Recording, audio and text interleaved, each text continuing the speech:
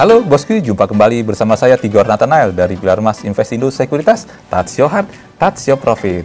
Bosku, dalam segmen valuasi saham kali ini kita akan membahas emiten dari Astra Agro Lestari atau biasa disebut dengan AALI. Oleh karena itu kita akan membahasnya bersama riset dan analis dari Pilar Mas Investindo Sekuritas, yaitu Mbak Desi Israyanti. Apa kabar Mbak Desi? Baik Bang Tigor. Baik, semoga kabar baik ini juga akan berdampak kepada valuasi saham dari emiten Astra Agro Lestari ini, bukan begitu Mbak Desi? Betul sekali. Baik bosku, oleh karena itu bosku jangan kemana-mana, tetap bersama Pilar Mas Investindo Sekuritas. Touch your heart, touch your profit. Pionir Sekuritas Channel di Indonesia.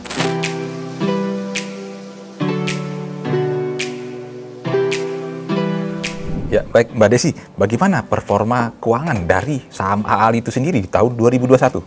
Ya, kalau kita lihat secara tren profitabilitasnya memang selalu mengalami peningkatan dalam 3 tahun terakhir, Bang Tigor. Ya. Untuk tren penjualan dan pertumbuhan labanya sendiri itu juga cukup baik, di mana tren penjualannya mampu tembus hingga 29% ke double digit, yang ini mengangkat laba bersih dari AALI sendiri mencapai 137% dengan margin laba bersih di level 8%. Wah, luar biasa performa keuangan ya berarti ya di tahun 2021. Lalu apa saja yang mendorong tren peningkatan profitabilitas tersebut dari saham AALI?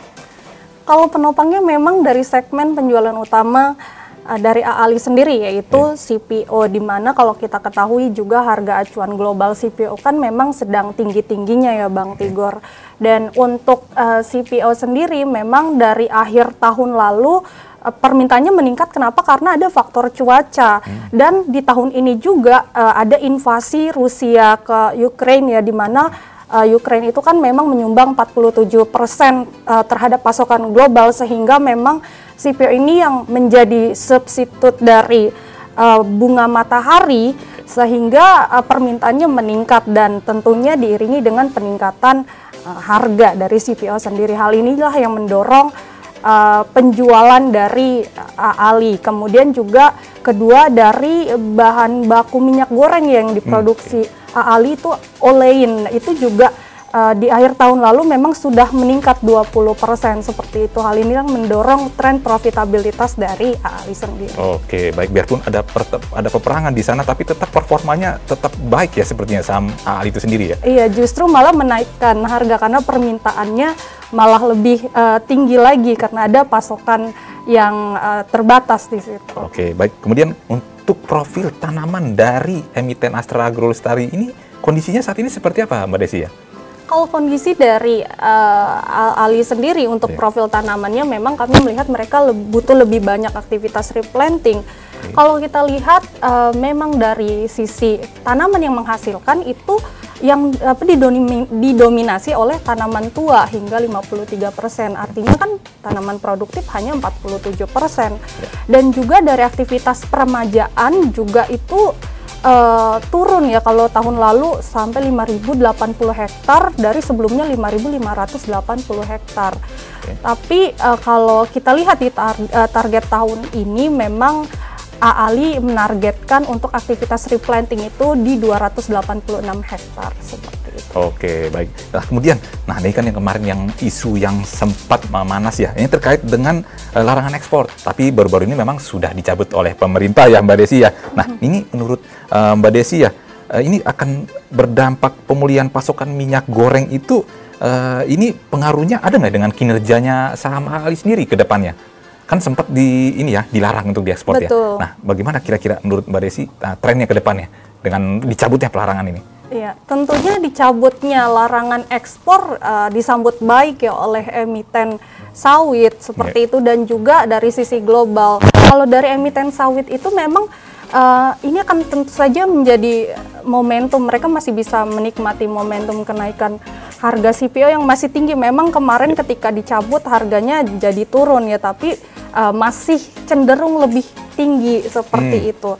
Dan kemudian juga kalau dari sisi global, kemarin juga dengan adanya larangan ekspor itu juga kan kekhawatiran akan pasokan global, apalagi kita itu merupakan kontributor utama ya, di mana pasokan kita memasok hingga sepertiga dari pasokan global, dan hal ini juga akhirnya disambut baik juga dari sisi global seperti itu. Nah, kemudian ya, bagaimana dengan tentang peluang dan tantangan dari industri sawit ke depannya? Akan seperti apa? Kalau dari sisi peluang, memang yang pertama kembali lagi di harga acuan CPO yang memang cenderung masih lebih tinggi, kemudian juga dicabutnya larangan ekspor dan juga olain yang ditingkatkan ya, karena kan kebutuhan dari minyak goreng itu sangat tinggi ya sekarang, sehingga dengan adanya kenaikan produksi olain itu juga akan menjadi peluang bagi AALI di tahun ini. Kalau dari sisi tantangan, memang Bang Tigor, di sini kami melihat adanya kenaikan cost ya dari emiten-emiten sawit, di mana karena adanya invasi Rusia Ukraine ini balik lagi ya, itu kan menaikkan harga pupuk, di mana Rusia itu merupakan kontributor utama juga salah satunya untuk pupuk, sehingga dengan kenaikan harga pupuk tentunya akan menaikkan cost, karena profil kita itu kita mengimpor 8,1 juta ton pupuk di tahun 2021. Pertama dari sisi cost, dan kemudian yang kedua memang dari faktor cuaca ya, sehingga sistem irigasi diperlukan supaya aktivitas dan produktivitas dapat meningkat seperti itu. Oke, baik ya. Nah, kemudian ini Mbak Desi ya, ini untuk membantu Bosq dalam mengambil keputusan investasi untuk saham Astra Agro Lestari ini ya. Nah, seberapa optimisnya kira-kira menurut Mbak Desi kinerja saham AALI di tahun 2022 ini? Kalau kami tetap masih melihat optimisme ya untuk AALI sendiri yang tadi masih menikmati momentum kenaikan harga CPO, kemudian juga produksi yang ditingkatkan, dan mereka juga meningkatkan juga aktivitas replanting, di mana tercermin dari mereka menganggarkan capex ya untuk aktivitas replanting di tahun 2022 ini, seperti itu. Baik. Mbak Desi, untuk pertanyaan terakhir ya, untuk membantu para Bosq dalam mengambil keputusan berinvestasi di saham Astra Agro Lestari, itu untuk valuasi dan rekomendasinya untuk saham AALI itu seperti apa nanti? Ya, kalau valuasinya memang saat ini cukup menarik Bang Tigor, PI-nya berada di level 12,17 kali. Dan kemudian kalau kita lihat secara historikal memang masih lebih rendah PI-nya. Dan juga kalau kita bandingkan dengan industri pun masih relatif lebih rendah. Artinya bahwa saham dari AALI ini masih cukup murah berarti ya? Cukup murah, betul. Iya. Dan untuk rekomendasinya dari kami yaitu buy dengan target harga sebesar 18.941 di tahun 2022 ini. Wah, luar biasa. Jadi Bosq bisa didengar sendiri ya, itu buy, bukan buy-buy.